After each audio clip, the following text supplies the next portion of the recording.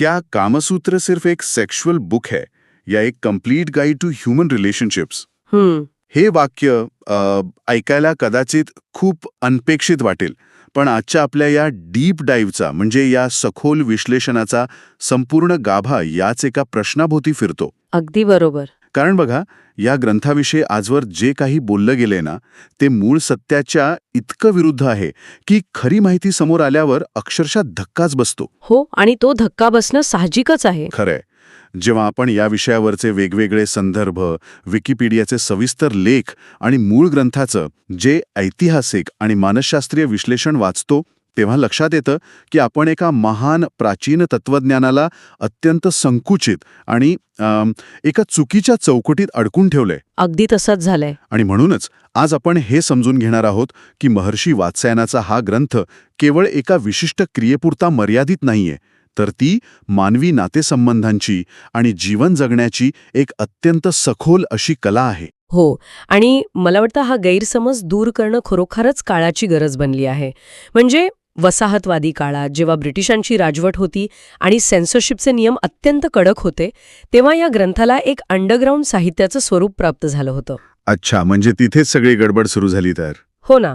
पाश्चिमात्य जगाने या ग्रंथातील जे समाजशास्त्र, मानसशास्त्र आणि तत्वज्ञान होतं ते पूर्णपणे वगळलं आणि त्यातील केवळ एकाच पैलूवर आपलं लक्ष केंद्रित केलं. बरं. परिणामी काय झालं की मूळ संस्कृत भाषेतील हा ग्रंथ, जो 3ऱ्या शतकातील भारतीय समाजाचा आणि मानवी वर्तनाचा एक अत्यंत प्रगल्भ शास्त्रीय अभ्यास होता, तो केवळ एका मॅन्युअलच्या रूपात जगासमोर मांडला गेला. बापरे, म्हणजे एका ग्रंथाचा पूर्ण अर्थच बदलून टाकला? अगदी. आणि म्हणूनच आजच्या या विश्लेषणाचे मुख्य उद्दिष्ट हेच आहे की कोणताही पूर्वग्रह न ठेवता एका तटस्थ, ऐतिहासिक आणि मानसशास्त्रीय दृष्टिकोनातून या ग्रंथाशी योग्य ती पुनर्रचना करणे. खरंय. पण मला इथे एक प्रश्न पडतो, जर आपल्याला या ग्रंथाचा मूळ गाभा समजून घ्यायचा असेल तर आपण थेट त्यातील नियमांकडे न वळता तो ज्या पायावर उभा आहे तो प्राचीन भारतीय विचार समजून घेणं जास्त महत्वाचं आहे, नाही का? हो, नक्कीच. कारण त्या काळातील लोकांची जीवन जगण्याची संकल्पना आजच्यापेक्षा खूप वेगळी असावी. हा अत्यंत अचूक आणि महत्वाचा मुद्दा आहे. या ग्रंथाचे खरे स्वरूप समजून घेण्यासाठी आपल्याला प्राचीन भारतीय जीवन पद्धतीचा मूळ पाया समजून घ्यावा लागतो, म्हणजेच पुरुषार्थ ही संकल्पना. मानवी जीवनाची 4 प्रमुख उद्दिष्टे मानली गेली आहेत: धर्म, अर्थ, काम आणि मोक्ष. पण वात्स्यायनाने आपल्या ग्रंथात प्रामुख्याने त्रिवर्ग या संकल्पनेवर आपले लक्ष केंद्रित केले आहे. त्रिवर्ग म्हणजे पहिले 3? हो, त्रिवर्ग म्हणजे जीवनातील पहिले 3 टप्पे किंवा स्तंभ: धर्म, अर्थ आणि काम.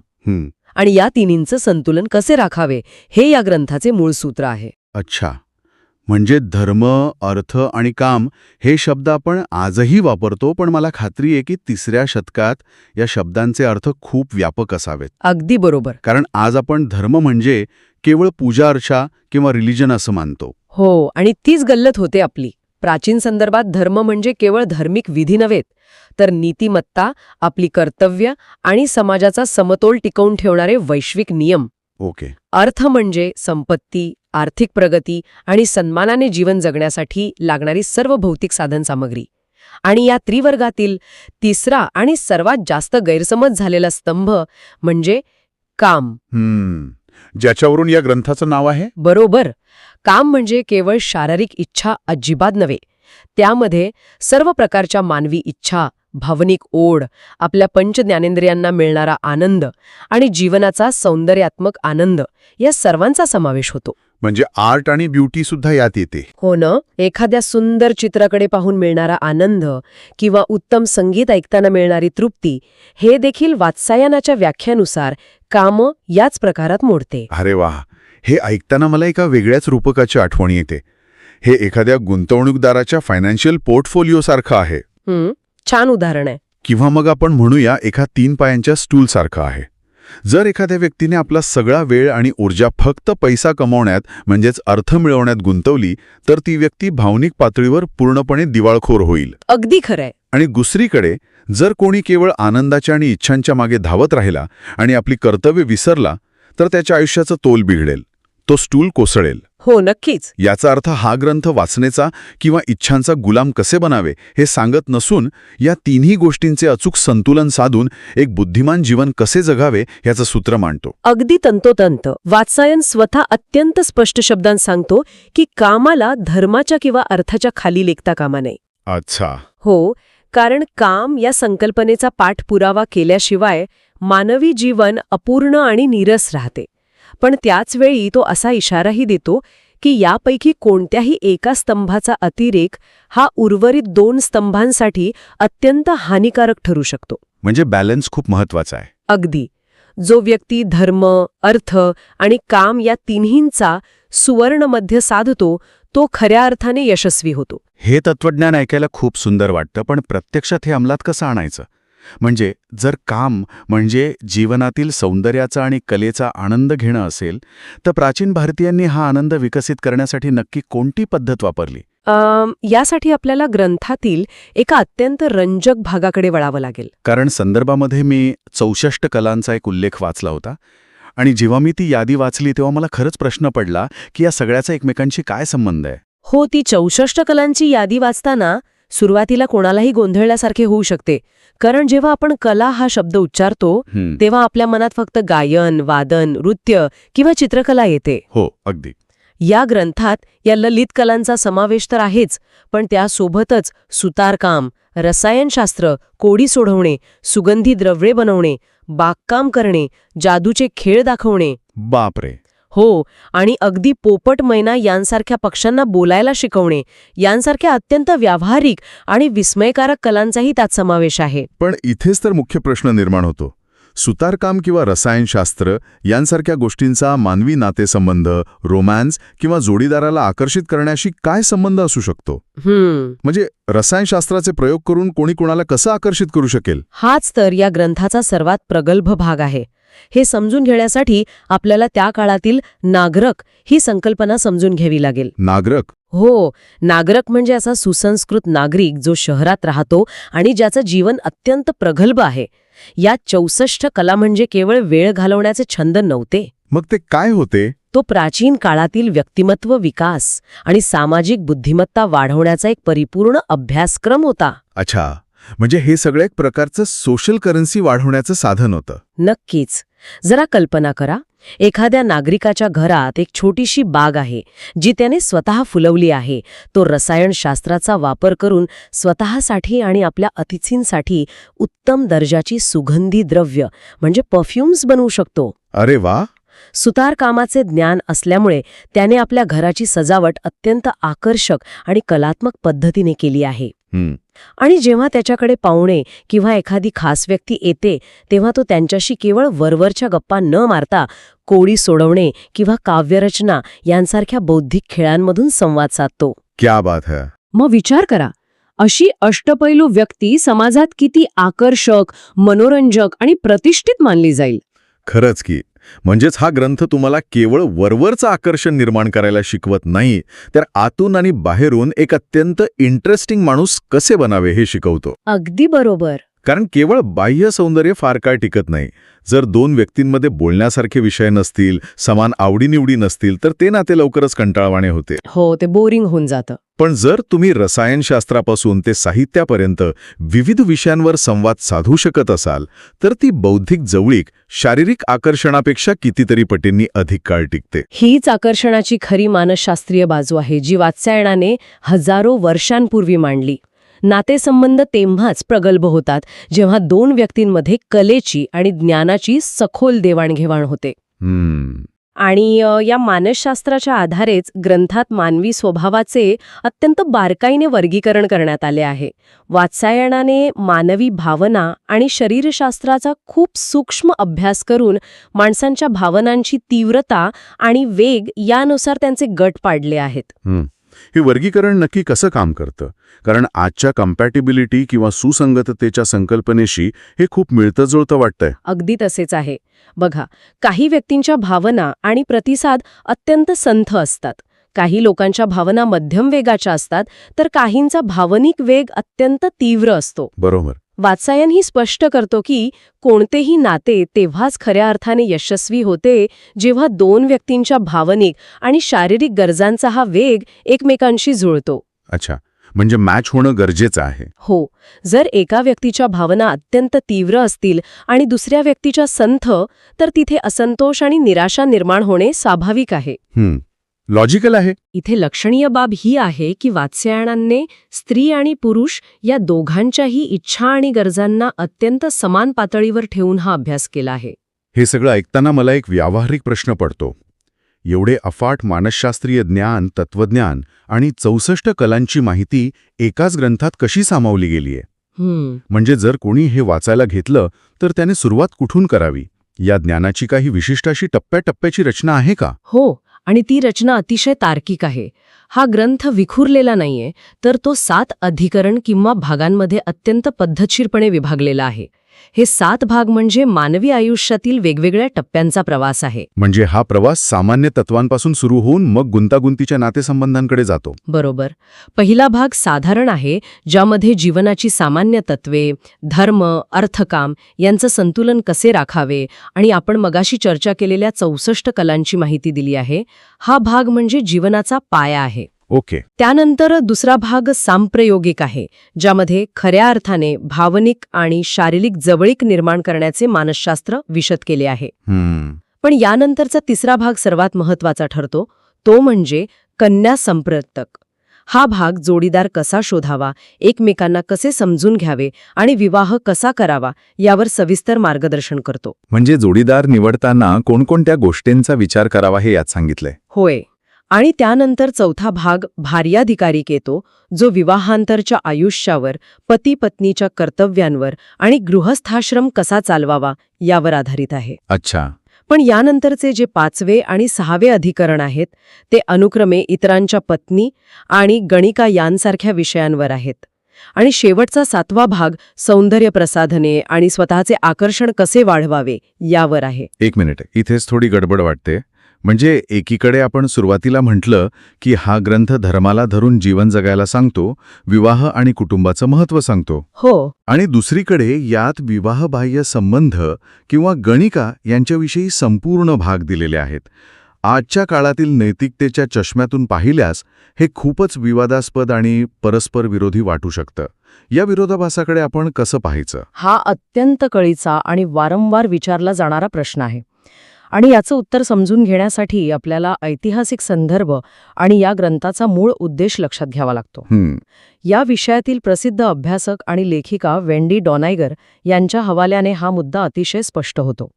त्यांच्या मते कामसूत्र हा मुळात एक एन्सायक्लोपीडिया आहे. एन्सायक्लोपीडिया म्हणजे केवळ माहितीचा एक तटस्थ साठा, जसा एखाद्या वैज्ञानिकाचा डेटाबेस असतो. अगदी तसेच. वात्सायनाचे असे ठाम मत होते की एखाद्या परिपूर्ण शास्त्रीय ग्रंथात समाजात घडणाऱ्या चांगल्या वाईट सर्वच गोष्टींचा अंतर्भाव असणं आवश्यक आहे. अच्छा. जर एखादा शास्त्रज्ञ मानवी वर्तनाचा अभ्यास करत असेल तर तो समाजात घडणाऱ्या अप्रिय किंवा गुंतागुंतीच्या गोष्टींकडे केवळ नैतिकतेच्या कारणास्तव डोळेझाक करू शकत नाही. हे बरोबर आहे. 3ऱ्या शतकातील भारतीय समाजात विवाहबाह्य संबंधांच्या घटना घडत होत्या. तसेच समाजात गणिकांची एक अत्यंत प्रबळ आणि प्रतिष्ठित संस्था अस्तित्वात होती. वात्स्यायनाने एका समाजशास्त्रज्ञाच्या भूमिकेतून या सर्व घटकांचे अत्यंत तटस्थपणे आणि शास्त्रीय पद्धतीने निरीक्षण नोंदवले आहे. हे खूपच महत्त्वाचं स्पष्टीकरण आहे. म्हणजेच ग्रंथात एखाद्या गोष्टीचा उल्लेख आहे याचा अर्थ लेखक त्या गोष्टीचं समर्थन करत आहे असं होत नाही. नाही, अजिबात नाही. तो केवळ ती गोष्ट समाजात अस्तित्वात आहे आणि ती कशी काम करते हे नोंदवत आहे. अगदी बरोबर. आणि म्हणूनच डॉन इगर यांच्या मते या ग्रंथात एक अत्यंत महत्वाची सूचना दिलेली आहे. वात्स्यायन सांगतो की वाचकाने या ग्रंथातून सर्वंकष आणि सखोल ज्ञान जरूर मिळवावे, पण प्रत्यक्ष आचरणात आणताना केवळ चांगल्या आणि नीतिमत्तेला धरून असलेल्या गोष्टींचा स्वीकार करावा. क्या बात आहे. उदाहरणादाखल सांगायचे तर तो विवाहबाह्य संबंधांची कारणे आणि धोके यांची विस्तृत चर्चा करतो, परंतु शेवटी अत्यंत स्पष्टपणे सल्ला देतो की माणसाने नेहमी आपल्या जोडीदाराशी एकनिष्ठच राहिले पाहिजे. हे समजून घेणं आवश्यक आहे की हे काही आजच्या समाजासाठी लिहिलेले नैतिक नियम नाहीत, तर ही 3ऱ्या शतकातील समाजशास्त्रीय निरीक्षणे आहेत. ज्ञान सर्वसमावेशक असावे, पण कृती विवेकाने करावी, हा त्यामागचा खरा विचार आहे. ज्ञान सर्वसमावेशक असावे, पण कृती विवेकाने करावी हा विचार खरोखरच अत्यंत प्रगल्भ आहे. आणि मला वाटतं याच विचारामुळे हा प्राचीन ग्रंथ आजच्या आधुनिक काळातही तितकाच प्रासंगिक ठरतो. हो, नक्कीच. कारण जेव्हा आपण या सखोल विश्लेषणाच्या शेवटाकडे येतो तेव्हा स्वाभाविकच हा प्रश्न उभा राहतो की आजच्या युगात या ग्रंथाचा उपयोग काय. आणि याचं उत्तर मला आजच्या काळातील संमती म्हणजेच कन्सेंट आणि भावनिक बुद्धिमत्ता म्हणजेच इमोशनल इंटेलिजन्स या दोन अत्यंत महत्त्वाच्या संकल्पनांमध्ये दिसतं. हो, आणि या आधुनिक संकल्पनांचा मूळ पाया या ग्रंथात हजारो वर्षांपूर्वीच रचला गेला होता. आज आपण कन्सेंटबद्दल खूप जागरूकतेने चर्चा करतो, पण वात्स्यायनाने त्या काळीच स्त्रीच्या संमतीचा आणि तिच्या भावनिक सुरक्षिततेचा अत्यंत ठामपणे पुरस्कार केला होता. मला आठवतंय, आपण जेव्हा संदर्भ साहित्याचा अभ्यास करत होतो तेव्हा याविषयी एक अत्यंत प्रभावी ओळ त्यात होती. ती ओळ खरोखरच अंगावर काटा आणणारी होती. हो, ती ओळ अशी आहे: स्त्रियांच्या मनाची कार्यपद्धती न समजून समजता जो पुरुष त्यांच्यावर जबरदस्ती करतो किंवा त्यांच्या इच्छेविरुद्ध वागतो तो एका पशु समान आहे. बापरे. वात्स्यायनाने या ग्रंथात स्पष्टपणे नमूद केले आहे की जर एखाद्या पुरुषाने स्त्रीच्या भावना समजून घेतल्या नाहीत, तिच्या इच्छेचा आणि संमतीचा आदर केला नाही, तर ती स्त्री अत्यंत दुःखी होते आणि अशा पुरुषाचा कायमचा तिरस्कार करू लागते. हे खरोखरच डोळे उघडणारे आहे. आजच्या काळात नातेसंबंध सुधारण्यासाठी आपण ज्या कम्युनिकेशन, स्पेस देणे आणि इमोशनल कनेक्शन यांवर मोठे सेमिनार्स घेतो, पॉडकास्ट ऐकतो, हो, हे सर्व हजारो वर्षांपूर्वीच या ग्रंथाने नातेसंबंधांचा सर्वात महत्त्वाचा पाया मानले होते. हा ग्रंथ जोडीदाराच्या भावनांचा, त्याच्या वेळेचा आणि सर्वात महत्त्वाचे म्हणजे त्यांच्या मानसिकतेचा आदर करायला शिकवतो. अगदी खरंय. यातून एक गोष्ट स्पष्ट होते की शारीरिक जवळीक ही केवळ एक यांत्रिक कृती नसून ती दोन मनांची, दोन बुद्धिमत्तांची आणि दोन स्वतंत्र व्यक्तिमत्वांची जोडणी आहे. आणि याच कारणामुळे वात्स्यायनाने विवाहापूर्वी तरुण-तरुणींनी एकमेकांना समजून घेण्यासाठी वेळ द्यावा, एकमेकांच्या मित्रमैत्रिणींना भेटावे आणि एकमेकांचा स्वभाव पारखून घ्यावा असा अत्यंत आधुनिक वाटणारा सल्ला दिला आहे. नातेसंबंध तेव्हाच टिकतात जेव्हा दोघांची मूल्य आणि विचार एकमेकांशी जोडले जातात. हा केवळ शरीराचा अभ्यास नसून तो दोन व्यक्तींच्या सहजीवनाचा सखोल अभ्यास आहे. आजच्या या संपूर्ण चर्चेने या प्राचीन ग्रंथाकडे बघण्याचा माझा दृष्टिकोनच पूर्णपणे बदलून टाकला आहे. या विश्लेषणाचा सारांश काढायचा तर एक गोष्ट निश्चितपणे सांगता येईल: कामसूत्र हे निव्वळ एखादं शारीरिक मॅन्युअल अजिबात नाही. नक्कीच नाही. ती खऱ्या अर्थाने एक अत्यंत प्रगत अशी जीवन जगण्याची कला आहे.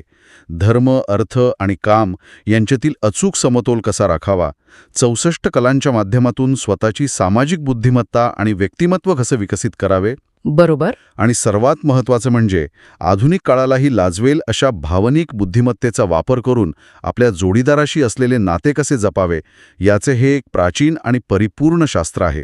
हे ज्ञान आज ऐकणाऱ्या कोणालाही त्यांच्या स्वतःच्या आयुष्यातील नातेसंबंध अधिक अर्थपूर्ण बनवण्यासाठी नक्कीच एक नवी दिशा देईल. या सर्व सविस्तर विश्लेषणाचे आपण एक उत्तम सार काढले आहे. पण या विश्लेषणाची सांगता करण्यापूर्वी या सर्व चर्चेवर कडी करणारा आणि विचार करायला लावणारा एक शेवटचा अत्यंत विस्मयकारक मुद्दा इथे मांडणं आवश्यक आहे. कोणता मुद्दा? आपण आज ज्या मानवी इच्छांच्या, सौंदर्याच्या आणि नातेसंबंधांच्या अथांग महासागराची इतक्या सखोलपणे चर्चा केली, तो जगातील सर्वात प्रसिद्ध कामशास्त्र हा ग्रंथ लिहिणारा महर्षी वात्स्यायन स्वतः कोण होता हे जाणून घेणं रंजक ठरेल. कोण होता तो? तो स्वतः एक ब्रह्मचारी होता. एक मिनिट, काय? म्हणजे ज्या माणसाने मानवी भावनांचे, इच्छांचे आणि नातेसंबंधांचे इतके सूक्ष्म आणि सखोल विश्लेषण केले, तो स्वतः ब्रह्मचर्याचे पालन करणारा एक संन्यासी किंवा विद्यार्थी होता? होय. ग्रंथाच्या अगदी शेवटी वात्स्यायन स्वतः याबद्दल माहिती देतो. तो सांगतो की त्याने हा ग्रंथ बनारसमधील एका विद्यार्थ्याच्या जीवनात ईश्वराचे चिंतन करत असताना अत्यंत शांतपणे, एकाग्रतेने आणि सर्व ऐहिक सुखांपासून अलिप्त राहून लिहिला आहे. बापरे, हे तर आणखीनच चक्रावून टाकणारे आहे. एखाद्या गोष्टीचा अनुभव न घेता त्याविषयी इतके अचूक आणि वैज्ञानिक निरीक्षण कसे नोंदवले जाऊ शकते? आणि म्हणूनच हा एक अत्यंत मोठा प्रश्न आपल्यासमोर उभा राहतो. मानवी इच्छा आणि नातेसंबंधांचे सर्वात सखोल ज्ञान मिळवण्यासाठी एखाद्या गोष्टीच्या पूर्णपणे आहारी जाण्याची गरज असते की एका अत्यंत अलिप्त, शांत आणि करुणामय निरीक्षणातूनच सत्याचे खरे दर्शन घडते? वात्स्यायनाने या मानवी भावनांकडे केवळ वासनेच्या किंवा उपभोगाचा चष्म्यातून पाहिले नाही, तर एका समाजशास्त्रज्ञाचा, वैज्ञानिकाचा आणि तत्त्वज्ञानाचा अत्यंत अलिप्त दृष्टिकोनातून पाहिले. आणि म्हणूनच हा ग्रंथ आज हजारो वर्षांनंतरही टिकून आहे. खरोखरच मानवी इच्छांचे सर्वात सखोल ज्ञान मिळवण्यासाठी त्या इच्छेच्या प्रवाहात वाहून जाण्याची गरज नाही, तर काठावर उभे राहून एका अत्यंत शांत आणि करुणामय नजरेने त्या प्रवाहाचे निरीक्षण करण्याची गरज आहे. अगदी बरोबर. काय आहोत, आपल्या इच्छांचं मूळ काय आहे हे दाखवून देतो. एका ब्रह्मचार्याने संपूर्ण जगाला नातेसंबंधांचे दिलेले हे ज्ञान आणि त्यामागचा हा अलिप्त दृष्टिकोन नक्कीच दीर्घकाळ मनात रेंगाळत राहील. होय, नक्कीच. अशाच एका नवीन, अनएक्सपेक्टेड आणि सखोल विचाराचा वेध घेण्यासाठी आपण पुन्हा भेटूया. तोपर्यंत धन्यवाद.